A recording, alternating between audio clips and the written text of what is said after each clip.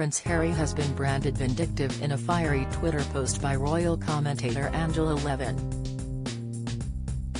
Ms. Levin, who penned a biography on the Duke, wrote, "The royals don't have too much to worry about Harry's threats.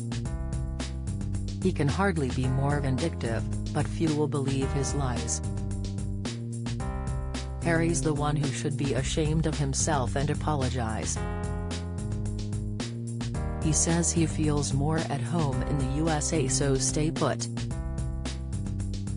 The royal commentator, who has over 100k followers on Twitter, speaks to a growing anger among the British public in the wake of Harry's explosive memoir, Spare. The memoir contains a number of bombshell allegations about the royal family. According to a new YouGov poll of over 65s and above by YouGov, older Britons even regard disgraced Prince Andrew more favourably than they do the Sussexes.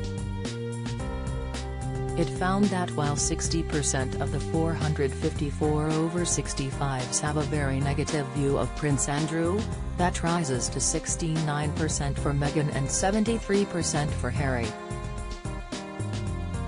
It found just 24% now think positively of Harry, while 68% have a negative opinion.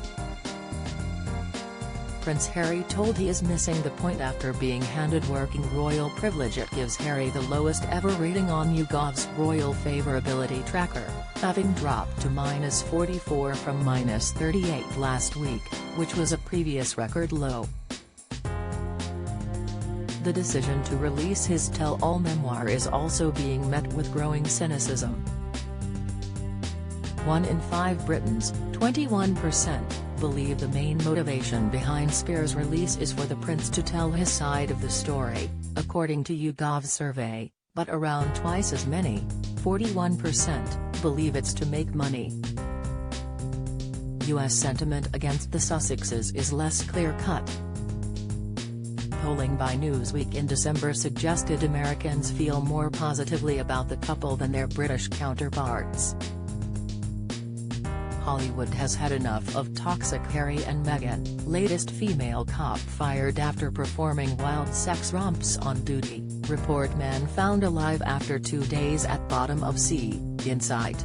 The poll, conducted shortly after the release of Harry and Meghan's Netflix series, found Meghan is viewed favourably by around 43% of Americans and disliked by 20%.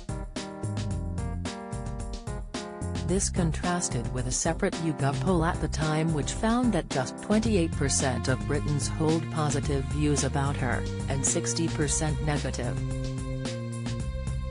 However, following the release of Spare and the Sussexes Netflix show, there are signs the US audience is growing weary of the Sussexes.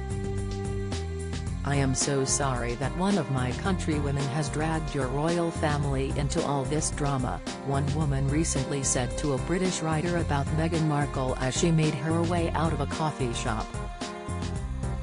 Harry exposes childhood trauma as family told acknowledge feelings for reconciliation. Sarah Nivens, founding editor-in-chief of OK! USA and regular contributor to The Telegraph, has been gathering public opinion on Prince Harry and Meghan Markle since the Oprah interview last year. "I know it's just not your country's way to talk about family secrets like this," another woman said, the morning after Anderson Cooper's 60 Minutes interview had aired. "Calling your stepmom a villain, talking about your brother being bald. Me and the ladies in my book club feel so bad for your people." According to Washington-based commentator and royal family enthusiast Niall Gardner, the growing backlash is not surprising. Speaking about the release of Harry and Meghan's Netflix show, Mr. Gardner told Express.co.uk, "This has backfired spectacularly on Meghan and Harry, and this is not the hit they were hoping it would be. It has alienated the British people, but it has also failed to garner any significant support in America." Mr. Gardner continued, "The American people are tired of the endless whining and complaints coming from Meghan. Americans have no time for her complaints against the British monarchy or complaints of being a victim. He added the royal family remains hugely loved by Americans, a feeling that has steadily grown since the death of Queen Elizabeth II in September.